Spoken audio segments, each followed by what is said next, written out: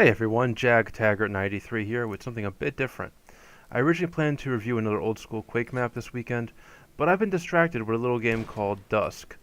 Now Dusk is a first person shooter that borrows very heavily from games like Blood, Rise of the Triad, Quake, Doom, and all my other favorite games. This game looks to be an absolute love letter to 90s gamers, and unlike recent retro cash-ins, this one appears to be the perfect nostalgia trip for veteran gamers.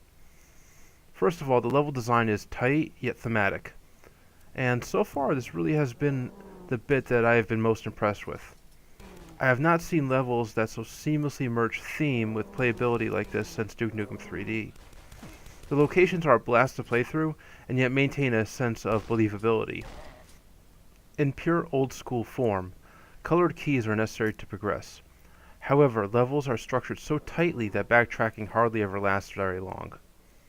Also, as with the other classics, Dusk's myriad of tricks and secrets give players lots of reasons to keep coming back for more. When I mentioned that this game borrows from the classics, I really wasn't kidding.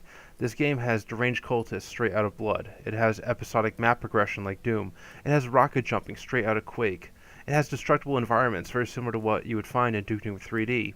It has a few self-aware jokes here and there that would fit right in with games like Shadow Warrior.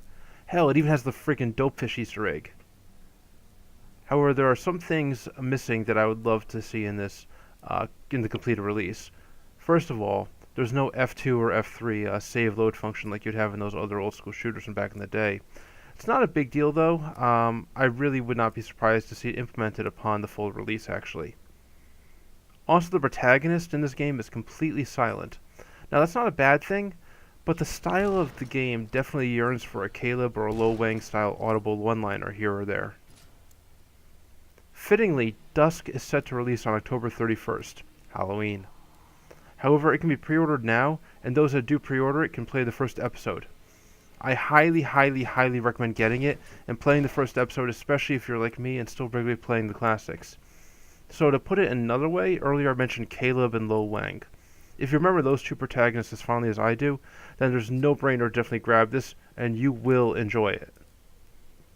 Now, those who are more accustomed to newer FPS experiences like those under the Call of Duty or Battlefield brand, or those that play a lot of the newer Doom, might want to wait until the reviews come out.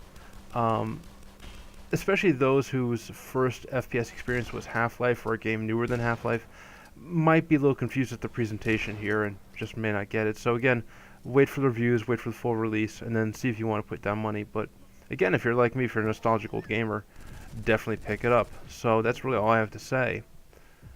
To sum up, if you yearn for a solid nostalgic experience, just like I do, you yearn for the days of yore when it wasn't all about multiplayer, but actually about delivering a good, solid, atmospheric, single-player experience, definitely pre-order Dusk right now. And thank you for watching.